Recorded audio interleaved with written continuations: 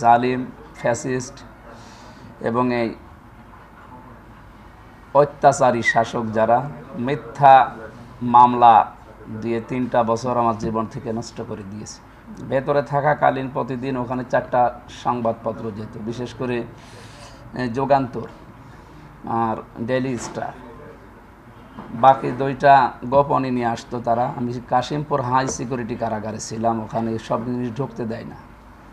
সাগর রনির কথা শুনছিলাম, আর ওই জায়গায় আমি মাঝে মাঝে এই রিপোর্টগুলো পড়তাম। ওটা মনে হয় 100 বারের উপরে পিছিয়েছে, 113 বার। আমি যখন ছিলাম জেলে ওই সময় শুনছিলাম 101 বার চলছে, তার মানে আরও 12 বার পিছিয়েছে। তো এই যদি হয় অবস্থা, তো কিয়ামত এসে যাবে, তারপরেও হবে কিনা আল্লাহ ভালো জানে। মানুষ যে সংবাদ সঠিকভাবে প্রচার করবে, সে পেছনের সাপোর্ট না পেলে ও কার ভরসা এগুলো করবে? সিঙ্গাপুরে গিয়েছিলাম এর আগে, যা দেখেছি ওদের সাংবাদিকতা বা ওদের যে মর্যাদা সাংবাদিকদের, সে তুলনায় বাংলাদেশ আর ভারতে কিচ্ছু নেই। তো এদের মর্যাদাগুলো দেওয়া দরকার। আর আমার তেলাওয়াতকৃত কোরআন থেকে যেহেতু আমি সব সময় কথা বলি, সাংবাদিকদেরও এখান থেকে একটা শিক্ষা আল্লাহ দিতে চেয়েছেন। সাংবাদিকতা এইটাই তাকে হয় জান্নাতে নিয়ে যাবে, না জাহান্নামে নিয়ে যাবে। অন্য ধর্মের হলে সে স্বর্গে যাবে অথবা নরকে যাবে। আল্লাহ তাআলা সাংবাদিকের কসম দিয়েছেন কোরআনে, এটা আবার অন্যদিকে নিয়ে যেন না।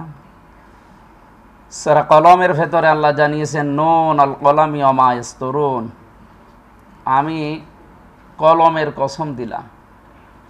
কোরআন শরীফ আমি যতটুকু পড়েছি বুঝে আমি দেখেছি, পৃথিবীতে সর্বপ্রথম তৈরি করা জিনিস, সৃষ্টি করা জিনিস আল্লাহর পক্ষ থেকে কলমের নাম। আমি আয়াত নিয়ে চিন্তা করেছিলাম, গবেষণা করলাম যে আল্লাহ কলমের নাম দিলেন কেন? পৃথিবীতে কত বড় বড় জিনিসের নাম আছে। আমার এই মাথায় এসে ধরা দিয়েছে, পৃথিবীর যত ভালো কাজ হোক আর অন্যায় কাজ হোক, এর মূলে কিন্তু এই সাংবাদিকতা বা কলম। কারণ কলম দিয়েই তো মানুষ লেখে।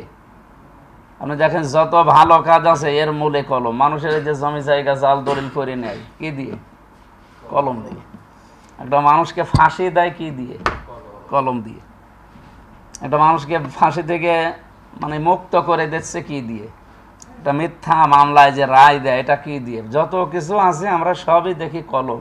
একটা সাদা মানুষকে কালো বানাতেও কলম লাগে। যে কলম যাদের হাতে আছে, মনে যা আসবে আপনি তাই করবেন তা না।